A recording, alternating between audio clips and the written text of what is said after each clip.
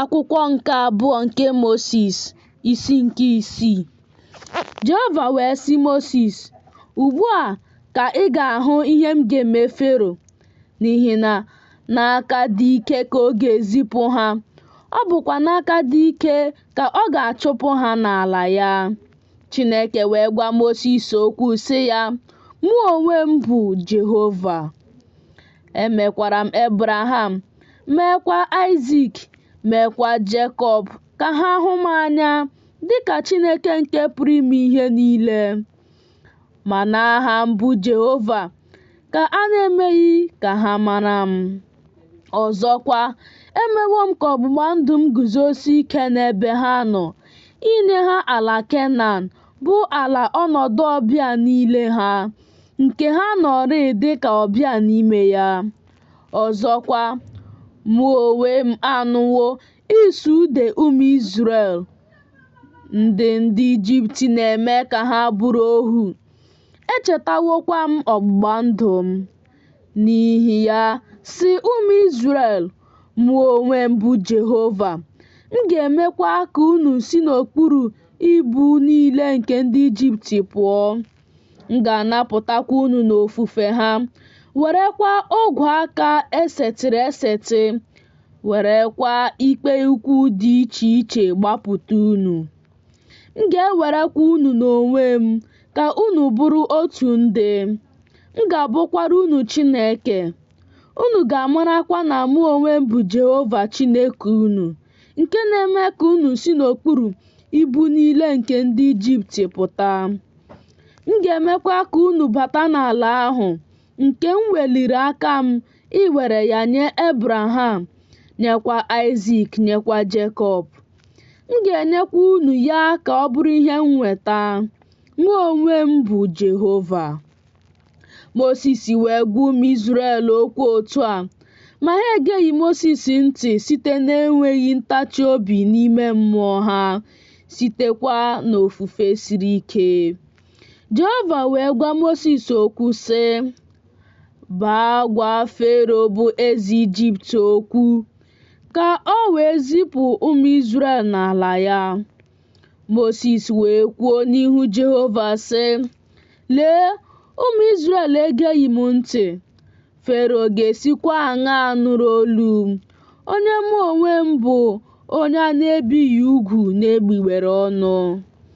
Jehova wee gwa Mosis na Erọn okwu, nye ha iwu n'ebe ụmụ Izrel nọ, na n'ebe Fero eze Ijipt nọ, ime ka ụmụ Izrel si n'ala Ijipt pụta. Ndị a bụ ndị isi ụlọ nke ndị bụ nna ha.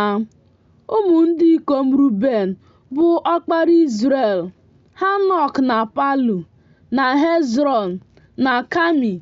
Ndị a bụ agbụrụ Ruben.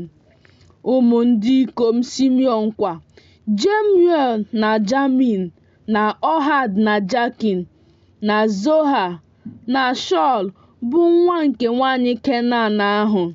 Ndị a bụ agbụrụ Simeon. Ndị a bụkwa aha ụmụ ndị ikom Livai dịka usoro ọmụmụ niile ha si dị: Gashọn na Kohat na Merari. Afọ ndụ Livai dị 617. Ụmụ ndị ikom Gashọn, Libni na Shimei dịka agbụrụ niile ha si dị.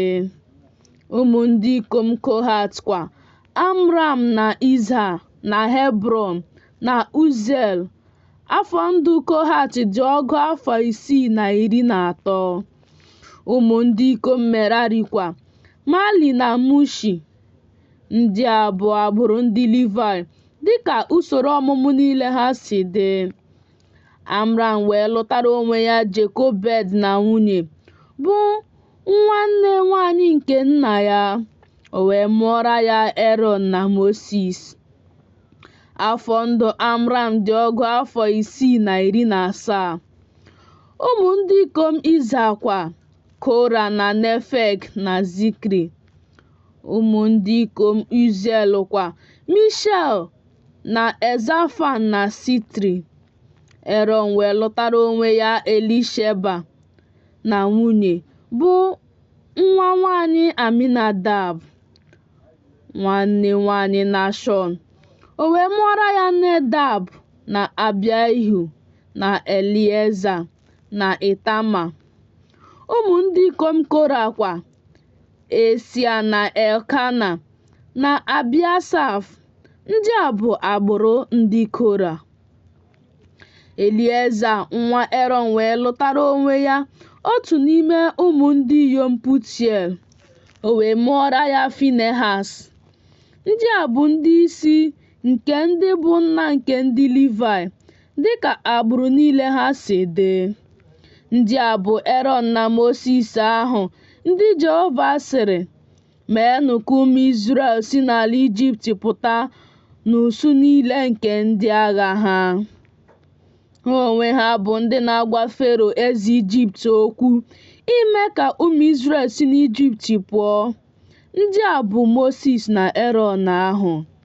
O ruo n'ụbọchị Jehova gwara Mosis okwu n'ala Ijipt, na Jehova gwara Mosis okwu sị, "Mụ onwe m bụ Jehova. Gwa Fero eze Ijipt okwu niile nke mụ onwe m na-agwa gị." Mosis wee si n'ihu Jehova, "Lee, mụ onwe m bụ onye a na-ebighị ugwu na egbugbere ọnụ. Fero ọ ga-esikwa aṅaa gee m ntị?"